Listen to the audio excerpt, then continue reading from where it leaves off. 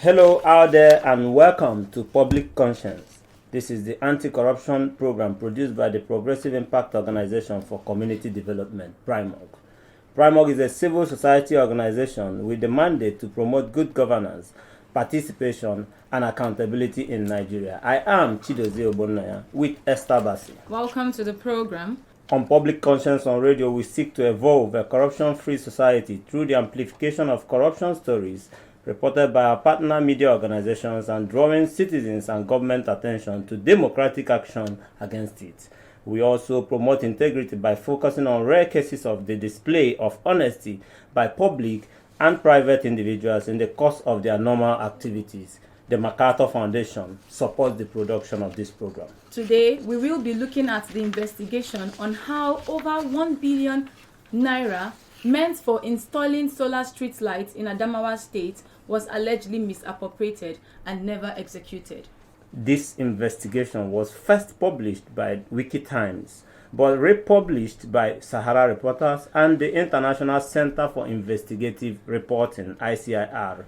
The report also alleged that the Solar Streetlights project was awarded by the Office of the Senior Special Assistant to the President on Sustainable Development Goals, SDGs. Don't forget that the projects were purportedly meant to boost development in line with SDG Goal 7, which requires governments to ensure access to affordable, reliable, sustainable, and modern energy for all. Unfortunately, in the case of the streetlights contract in Adamawa, procurement laws were flouted. 4 of the 5 contractors that received the said millions of naira for installing solar streetlights in Adamawa State are the same individuals. And to make matter worse, the projects were never executed. Unfortunately, but today's program will further seek to unravel the mystery behind the over 1 billion naira streetlight contracts in Adamawa and how accountability can be improved in the execution of sustainable development goals. For you listening out there, how would you rate Nigeria's execution of sustainable development goals? Do you think corruption is majorly responsible for Nigeria's inability to achieve sustainable development goals? And what steps must the government take to urgently tackle public sector corruption? Be ready to join us through phone and text messages in the course of the conversation. The WhatsApp phone line to send your message is 0902 265 6167. Please begin to send your messages as soon as possible to 09022656167, and that is 09022656167. Let me remind you that we've been looking at an investigation by the Wikitimes that said over 1 billion naira was allegedly stolen in an imaginary street light contract in Adamawa under the watchful eyes of the Office of Sustainable Development Goals. According to the report, the projects were not captured in the federal government budget for 2019, but the contractors were paid in full. Also, the contractors that got the contracts were not qualified based on the public procurement law.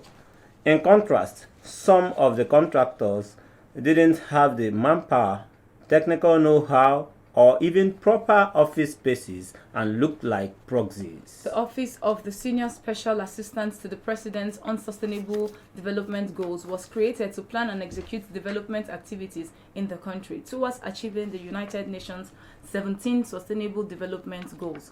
We invited the Senior Special Assistant to the President on Sustainable Development Goals to join us. Hopefully, she will join us. We keep that hope alive, but here in the studio, we have the Program Officer of Paradigm Leadership Support Initiative, Abdullahi Adebayo, joining us. Welcome to the program.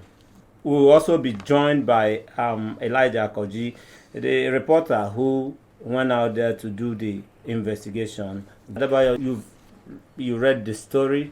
Yeah, of course. I went through the story and, it's just, the situation of the country is also unfortunate where we meet ourselves and, we just have cases of 80 billion not accounted for, but stolen or fraud by the Accountant General recently, and of course another 90 billion cases also still there, and we have different issues around that. So it's just so unfortunate the situation of corruption in the country. Now, before you go ahead with your initial comments, let me bring my listener up to speed with some of the sustainable development goals and what it's all about. The target is actually to address major development challenges faced by Nigerians.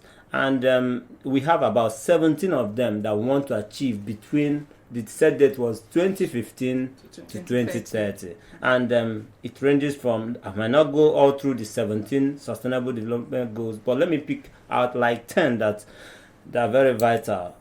No poverty, eradication of poverty, zero hunger, gender inequality, equality education, gender, okay, I've said gender equality, affordable and clean energy, clean water and sanitation, decent work, and economic growth, and also industrial innovation and infrastructure.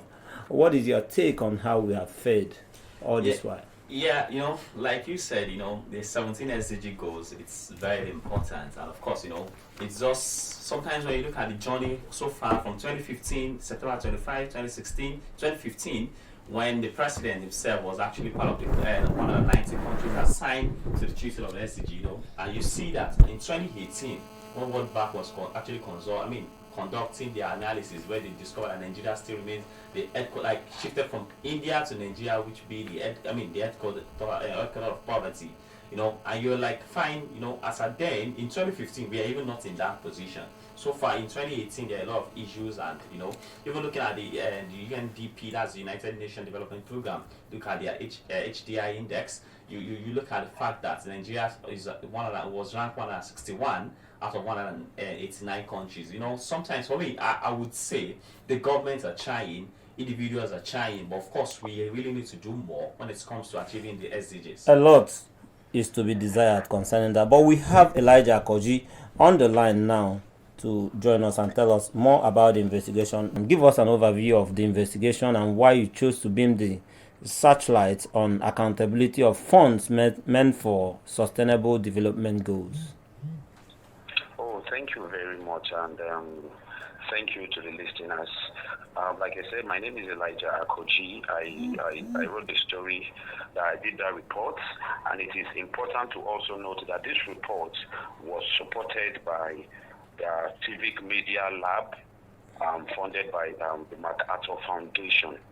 And as you see, we are all into the accountability business, trying to ensure that things go well and work well in Nigeria. I always say journalism is a mandate, it's a divine mandate, while journalists are the eyes of God in the system. Now, I chose to look into this particular investigation because personally I study the budget so well, and when I study the budget, I try to also study money released. It is one thing to have the money budgeted for something, and it's another thing to know that this money has been released. So I was trying to look at, okay, how is this budget working and what has been released and who got what and for what reasons. And I discovered when I was going through the released document by Government Spend. Government Spend is owned by Budget and Tracker. So I was going through this document and I realized that on the 31st of December 2019, the last day of the year, monies were paid and one-off payments were made to contractors. And that alone is a red flag. If you study the budget and money release, that alone is a red flag. The last day of the year, money being paid to contractors.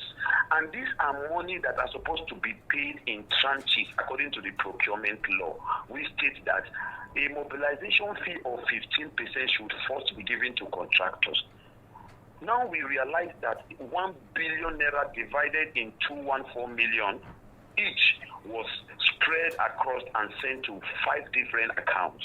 And that alone was where the red flags was picked from, and it led to preliminary findings. We don't just go in to begin investigation, no. Before we be able to look for the resources to go on the field, we do what is called preliminary findings. Let us into your findings proper. Let's get into it. Oh, that's great. So, you see, when I got on the field, we first of all, I began with the documentation aspects. I was trying to look at who are the owners of these companies. Mm-hmm. What is the relationship between the owners of this company and the office of the SSG on SDG. We try to also look at what way these companies were registered, what are their remittance profile. We also look at how was this money paid. Was this money paid into company account, or was this money paid into different accounts?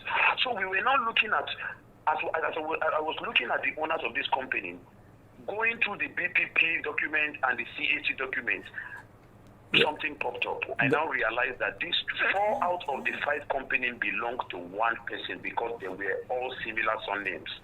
And one name keep repeating as the director, who is Mr. Emeka Ebo. Sorry, in my kind of journalism, I do name calling. Okay. I do name calling because it is very important for me. I don't. The names, you can verify them and stand by it at any point in time. Yes, I do name calling, and anybody can go and check the names. So we realized that a name keep reoccurring across these 4 companies, Mr. Emeka Ebo. On the directors list again, we saw Davis Ebo. We saw Maria Ebo. On 4 of the companies. Now, checking at the registration address, we now realize that being a 4 company, 2 operate from Abuja in the same building as said, while 2 operate from the same building in Anambra State. So you already see that it's already a game that needed more digging. So we began traveling. What did you see on ground? Yes, we now began the traveling. I now traveled to Adamawa State. I spent several weeks in Adamawa State, which can be summed up to 2 months. I stayed in Adamawa. I was going from one local government to another, speaking to authorities. And lo and behold, the beneficiaries came out to tell me categorically. Remember, on this project, I actually work with the budget correspondent in Adamawa State. And you know, these guys are so good with data. So we went on the field, and the beneficiaries, one after the other, told us that any streetlight you see here were even installed before this present administration. Fine and good. Did you get the response of the office in charge, that is the special advisor to the president on sustainable development goals? Thank you very much for this salient question. You see, our public office holders are very crooked. I am sorry I have to use this word. They are very crooked and trickish. Just like I had a case with the Senate president, also this case. When I reached out to the office of the SDG, SSG, to the president on SDG, I was trying to get the right information. Do you know that when we requested that they should send us pictures of the supposed claimed street light installed, they now sent us doctored pictures. Why? They sent us. How did you come to that conclusion that the pictures were doctored? Remember, I was on the field. Now, we reached out to them. We gave them extra 2-3 weeks. That was when they went back to the field and started painting old street lights. And they started sending us pictures of them even on the field, painting old street lights. Okay, I just want to get this thing clear. Who in the office, the SDG office that you interacted with? Who did you interact with? Yes, you know, when you send information like that, the media office picks it up. Okay. And I feel the media works with the PR department or whatsoever. I don't know how their structure is, but they picked it up just like it was in the case of the Senate president that sent us doctor's pictures as well. And when it exploded, they had to call and started begging and stuff like that. So we know that these things were going to happen. That is why we first go on the field before we consult authorities. Because when you consult authorities before you go on the field, they might outsmart you. Okay, so how much was involved in this contract, and were there evidence of due diligence in the payment? My sister, thank you very much.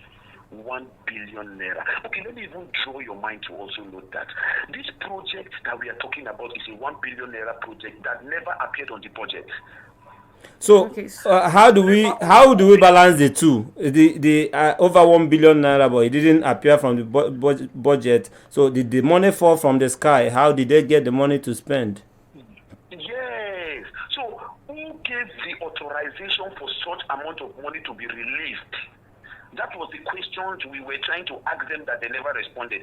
1 billion naira is supposed to be approved. In fact, according to the BPP law, whatever figure that goes above 500 million naira is approved by the Federal Executive Council. Now, the budget of that year and the budget of the supplementary budget of that year, there was no sign, there was no trace, there was nothing of that project. So how did we come about such spending? So now we also ask, is it a funded project? Is it a foreign donor or whatsoever? We checked all documents. There was no trace of it at all. Now remember, if it is a funded project by any foreign donor, it cannot be initiated by the Office of the Accountant General. From what you know, so where did the money come from?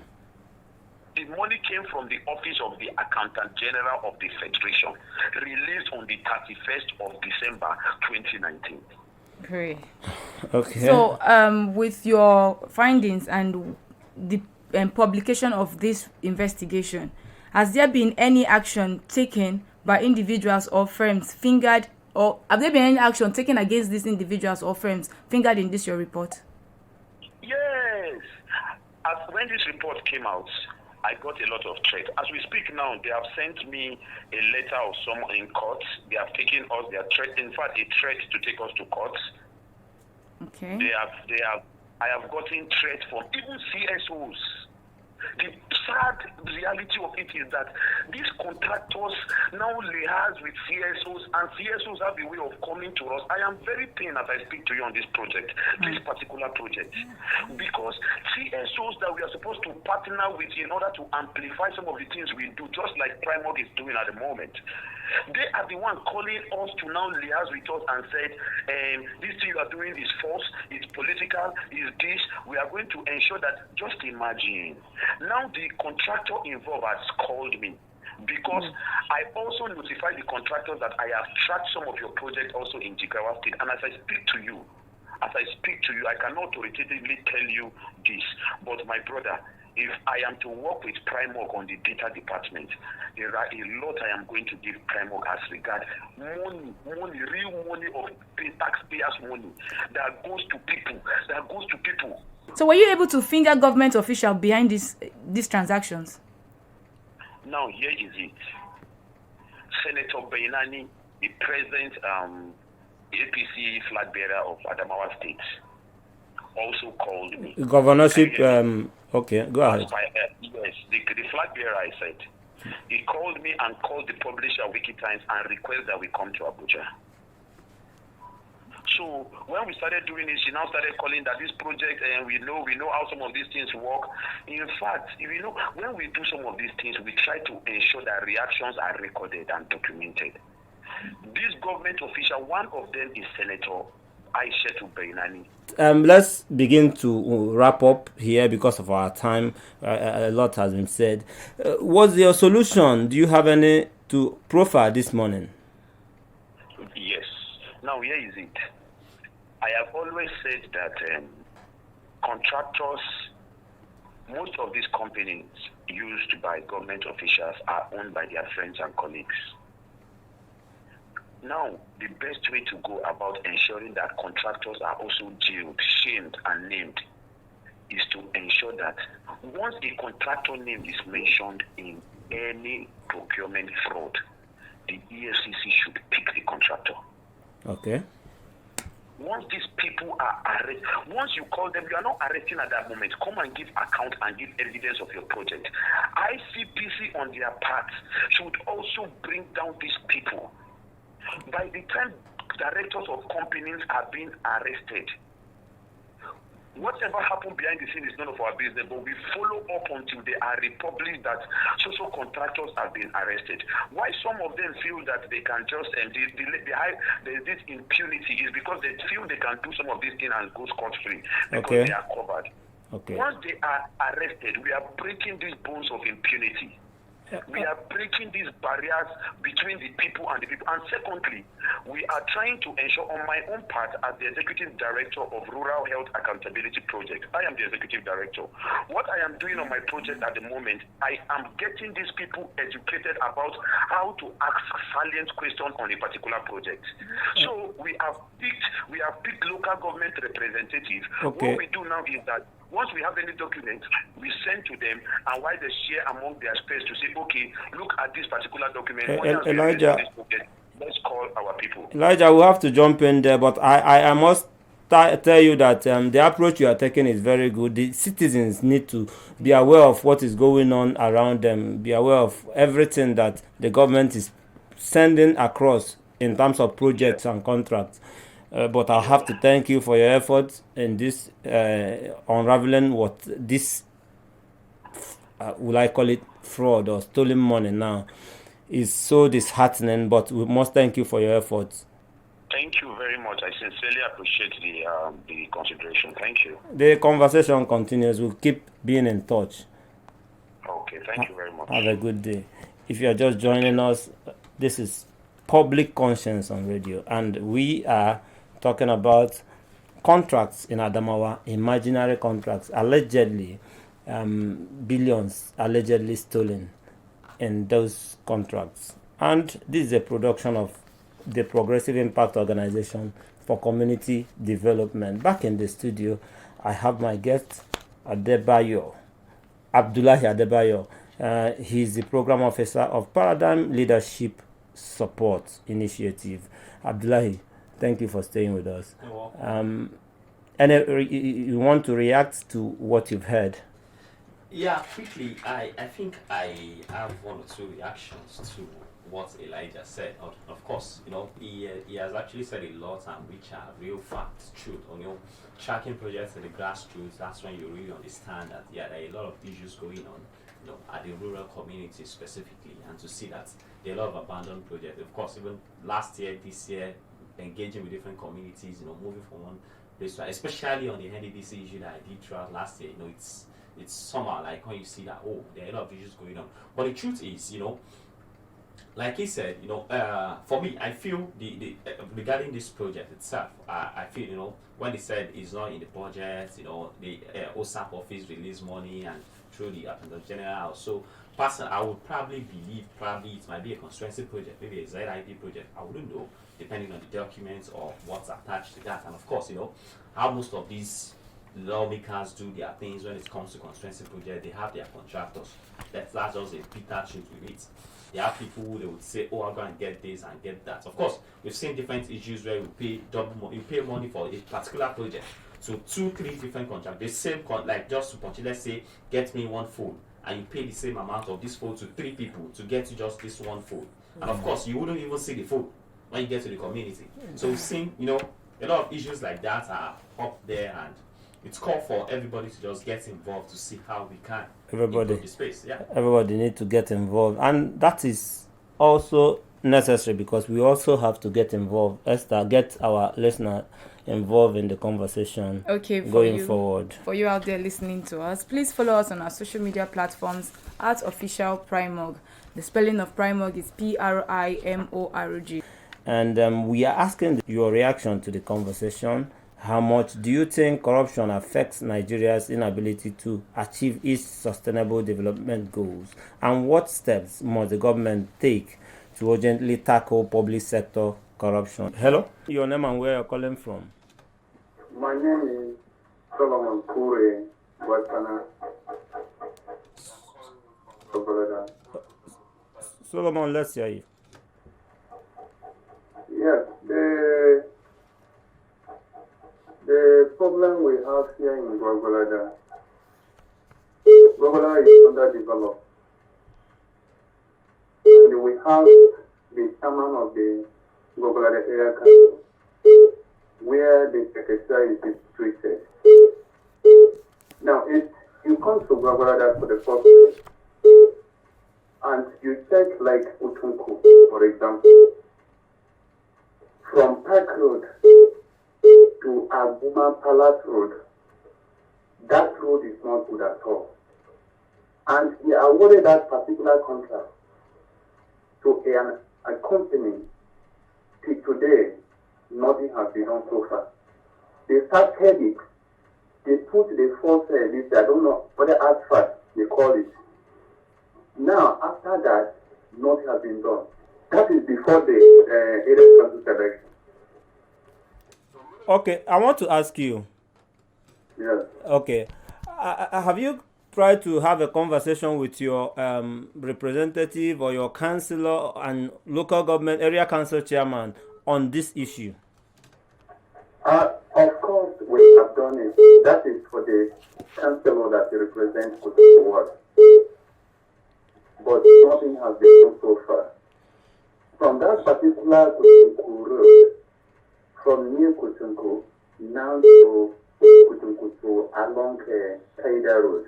In that also, there is a road in between, from that Magoda market, now to the corporate Federal Radio Corporation of Nigeria Road, down to the junction of Kutunku. Okay, I want to make an appeal here. Sorry for jumping in. Yes, you can send us a text message on our the numbers we gave out earlier. I will give it out again so that we can also try on our own to follow up. But many thanks for bringing up this. It's a development issue. But just send us those messages so that we can follow up at our level. All right. Thank you for getting across. Let's not drift away from the topic because he was talking about a different thing. But okay, let me see who is here again. Hello, your name and where you're calling from?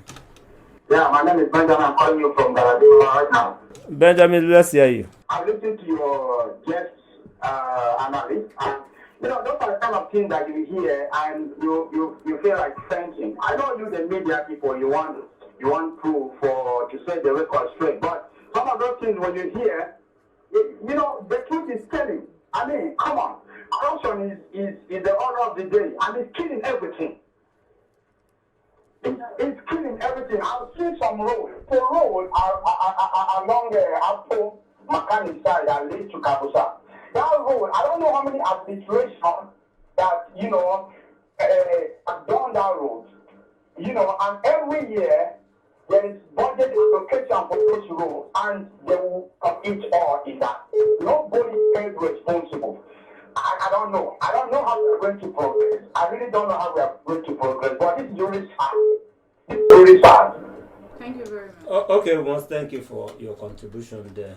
Please, we are talking about sustainable development goals, SDGs. So, of course. And then if you have any complaints, you just send to our numbers that we called earlier, 0902-265-6167, 0902-265-6167. Send all your complaints to that number and it will be attended to. All right, let me see who is here.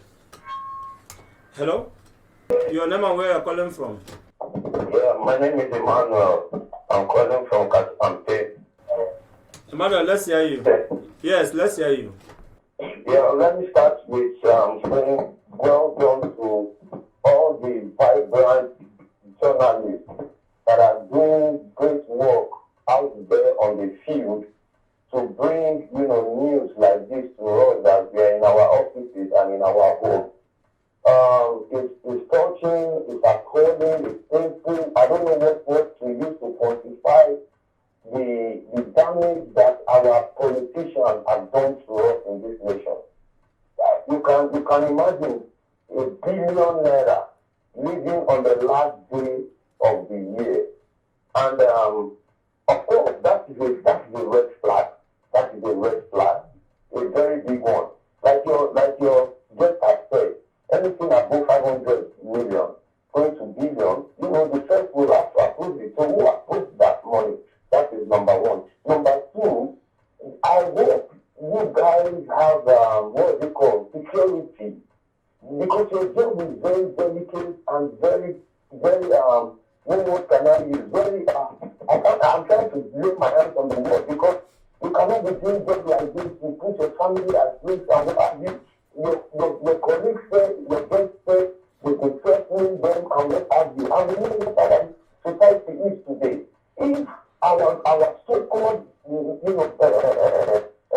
senators, people that are supposed to be governing and putting laws in place in this nation, are they not playing all these anti-party with our funds?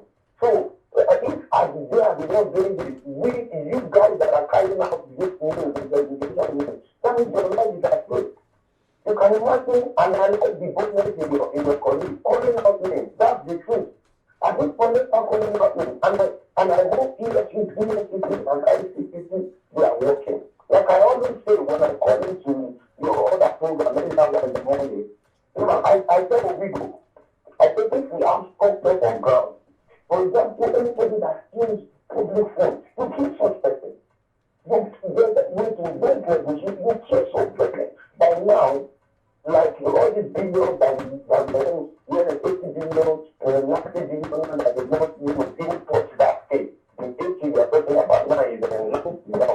When we 450 or so in this state, with all these things, and all the people that are doing the public report and the debt consumption and the appeal that this person did, the person should be killed. And telling you, if they give them money to keep, don't touch it. They will not. All right. I have to jump in here, but thank you for calling us. Point quite made. We understand the threats. Right. We understand it, and but we are doing this for the nation. We have to, this country, we have to make it better. Esther. Now we have to go back to the guest in the studio. Yes, let's get back to Adebayo. So your organization worked with underserved communities, right? How are they affected by the corruption bedeviling the execution of the sustainable development goals? How has the corruption in this project affected? Yeah, quickly, let me just say everybody is affected with the with corruption case in the country, with the rising corruption case in the country. Even if you look at the corruption perception index of Transparency International in 2021, that ranked Nigeria as 156, if I'm not mistaken. No, 151 out of 180 countries. It's so alarming when you see the rising case of corruption, fraud up and down in different cases, in different agencies of government, and at the same time, when the government come out to tell you that there is no resources to do this, to do project, and let's go back to now talking about achieving the SDGs by 2030. When you have 15 years, of course we have about less than 10 years now to the end of the SDGs, and of course, looking at the terrain of things, the World Bank said over 40% of citizens of Nigeria are very, very poor, living below the poverty line standard, and of course it's called for more questioning. So in that case, how do you really think you want to achieve zero poverty by 2030? So how is it affecting this community? Yeah, so now let's go back to the community. When you're talking about community grassroots, and of course I feel they really need infrastructure, because they need more development if you really want to tackle this. But when in a situation whereby, just take it for instance, the project talk about that is meant for a community in Adamawa state, and of course the project was not implemented, the money was cut away with, and so of course you really know that definitely there won't be development in that same community, and even not only in the rural communities. Now let's go to the cities. Let's go to different places, different known and crown of the country. It's now more or less like a common thing within contractors. Probably they pay you to do a certain number of projects. Of course, most of them will probably do maybe 60-70%. Even if you need someone to do 70%, to that person he has really tried. That now take me back to where we now say that for me, I feel that to steal money in this country is very, very difficult. Let's be sincere. That's if all agencies, all hands are on deck. Okay. That's the truth. If all hands are on deck. Okay. But looking at 2030 from where we are now, do you see? Is it a mirage? They are actualizing sustainable development goals vis-a-vis the corruption issues we are battling. Yeah, you see, if we should follow this trend, that we keep on with this part of every minute, every week, every month, you see different cases of funds cut away with, fraud up and down. I wouldn't say I can't really say, but of course I feel it might be very, very difficult for Nigeria to really achieve the SDGs. And the only way, now even looking at the present situation in the country where we have a rising debt profile, every year. Let's take the 2022 budget for instance, where you have about 16 trillion naira as a budget, and of course the government want to borrow about 6 trillion naira. That's almost 40% of the budget, which is not bad. What is bad is execution. That's the truth. If you should borrow budget and borrow money for development, and of course people, citizens will enjoy it, and of course that would increase the revenue, the economy of the country, and of course that's at that point you have more development in the country. But in a situation whereby you borrow huge amounts of money and of course there's nothing to show for, that's the question part of it. That's what's going on. Let me get my callers back online because I still have room to take calls. Hello, Emma, where are you calling from? My name is Mr. Sylvester. I'm calling from Airport Road. Let's hear you, Mr. Sylvester. Okay, I want to appreciate your guest in the studio for a job well done. If we have your type like harmony in this country, then Nigeria will be a better place to live. I want to draw the attention of your guest to, I don't know if you know the SDG they're talking about, but SDG. Okay, now like I want to draw attention. There is a project somewhere in Benue State. It's supposed to be a project for Senator Abamoro, and the project is like in the Appropriation Act. There's a 30 million naira for that project. But I tell you, we all know that the 30 million won't be enough to construct the bridge. The bridge is domiciled in Obi local government area of Benue State. But to our greatest surprise, we've seen a publication whereby it has been on that publication that that bridge has been completed. Meanwhile, it is a community that has been cut off from the local government headquarters. During this running season, they can't access the local government headquarters. Our findings have shown that they have channeled that money into another project. Okay, sorry to jump in here. Please, can you send us a text message to this phone line? Send it to this. No, I'm going to call it out now. 09022 656167. 09022 656167. Yes. Thank you for your time. A whole lot, Abdul. Can I quickly react to the last caller? All right, quickly. Yeah, of course, I feel I just quickly want to enlighten the person. Talking about the SDGs, I feel it's not about the SDGs contains virtually all the projects. When it's talking about development goals, anything, even when if it's road, it's looking every at the 17, project. Yeah, it's all about development. Yeah, and of course, I feel one thing I want to advise again is citizens, and I feel that's where probably we should be getting it a bit right, and of course the government, where we can actually nail down our government. The part of yes, it's in the budget, but it wasn't released. Talking about they have actual amounts released to the MDAs to implement the budget and the likes, and I feel that now go back to where we can actually get more facts when it comes to the audit. Audit really relies deals with the actual amount that was spent, that has been given to different MDAs to execute different capital projects. So what exactly do you do with it? And that's where the audit comes in.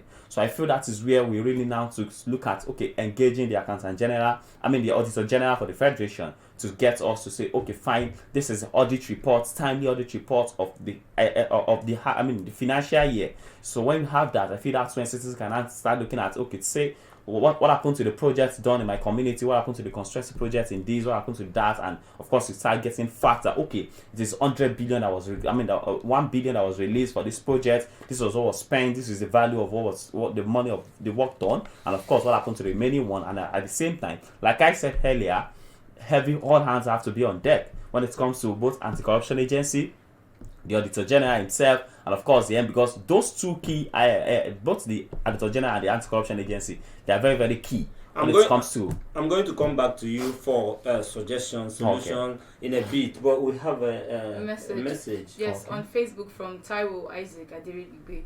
He said, Nigeria, my grandfather was a brave man. He was only afraid. I asked him why. He answered because there was too many of them, and by being a majority, they could even elect a president, Facundo Gabriel. The sad reality is that civil servants are complicit in this stealing. Citizens should actively participate in the SDGs of government. ask questions. Nigeria will be great again in my lifetime. Stay with that optimism. Nigeria will be great again. Why are you laughing at Abdul? Of course, it will be. But let's quickly turn our attention to procurement fraud, because this is part of it. How badly is it affecting our development? In 1 minute, please. To be honest, it's really affecting the development, and it comes to implementing capital projects in the country. Lost, like Elijah said earlier, the project you're referring to that actually breaks the procurement law. And of course, for projects of such amount of money, you really need certificate of no objection from the Federal Executive Council. The Fed also needs to approve this, and of course, they have to really pass through the laws of saying you must. It must actually be open to everybody. Let bidders, contractors submit their bidding. At least you should have different dailies where you publicize the project. Well, of course, when agencies, MDAs are trying to boycott the BPP laws, it's called for question that, of course, something is really fishy. And of course, if the investigation is anything to go by, it was as good as a Gestapo release of fund, because he said on the 31st. But we have a message. Yes, from Uche Chukwu Onye. He said, "Good morning, Primog. I am Comrade Onwe Williams Uche Chukwu. Please, I need your help. I have been trying to track a particular road project, Katampe 1 and 2, by Mpape. I want to know the company, the contractor's name, and the year and amount to enable my team see if we can have a meeting with them on a way forward. Thanks, Primog, for your good work. FCCPC is not helping matters." I think we'll walk around it and look at the relevant agencies that will be able to bring out those information that you are looking for. But let me tell you, whatever your complaint is well noted, and we'll walk around it. Thank you for reaching us. But as we begin to wind up, Abdullahi, let's get down to some advice, because the office of the senior special advisor to the president on SDGs, the office was the one indicted here. What is your advice to to President Buhari on this particular investigation that is now happening around him? Yeah, you see, if I want to say my advice to President Muhammad Buhari, I would say it's an advice to how we can actually tackle corruption. There is a saying, we used to say something in my organization, that it's very easy to prevent corruption than to fight corruption. That's the truth, and that is why you really need the audit bill. For me, I want to take it back to the scenario when President Buhari said he's actually is going to come in 2015 to fight corruption. That was what he pledged to the country, and of course, it's just so unfortunate that we don't have the modern audit bill. Nigeria presently, we're still using 1956 audit bill. So which you is think that is the major problem? Honestly, it is, because if you have a modern audit bill that actually guarantees the Auditor General is independent to work on its own, to actually to engage to see what exactly is going on, and of course to have a timely audit release, release of audit reports in the country, I feel there will be a little way where even the level of corruption will definitely reduce drastically. For instance, now let's talk about sometimes in November last year, the Auditor General released the 2019 audit report. That's a report for the 2019 fiscal year in 2021. So what for us, we have worked with audit bill, audit data, and when we engage with anti-corruption agency ICPC and say, okay, fine, we've identified this issue, we saw this corruption issue. Money not accounted for. And taking for instance the NDDC project last year, we've seen a lot of reports that the ICPC will tell us that this project was awarded in 2012. Why are they bringing it up now? And that's because you don't have data to advocate for this. So, but when you have a modern audit view that empowers the Auditor General itself to get his work done, of course, I believe that this will really help us as a nation to reduce and also to fight drastically corruption itself in the country. According to Abdullahi, audit bill, a modern audit bill will get us out of the woods of corruption. I must thank you so much for coming, but Esther, we must start to round up. Our time is fasted. It has been a robust discussion. Please visit the news page of our website, primognews.org. That is primognews.org for all the details of our reports and interviews. Visit our website, www.primog.org, to get all the information about Primog. And you can watch our videos on Primog TV, our YouTube channel. Please subscribe to get reminders when we have a new post. We appreciate our guest, investigative journalist Elijah Akoji, who joined us via the phone, and the program officer of Paradigm Leadership Support Initiative, Abdullahi Adamawa. Thank you. Thank you very much for having me. All right. Public Conscience has the support of the John D. and Catherine T. MacArthur Foundation, committed to building a more just, verdant, and peaceful world. Get more information about the foundation on its website, macfound.org. Join us here again next week for another episode of Public Conscience. And remember to follow us on Facebook, Twitter, and on Instagram. I am Esther Bassi. Remember that birth registration and birth certificate are both free if your child is under 18. Help stop the corruption in birth registration and don't pay for birth certificates. Also remember that you can give us information or hints about corrupt acts through our phone at 09022656167 or info@primark.org. I am Chidozie Obunnaya. God bless you.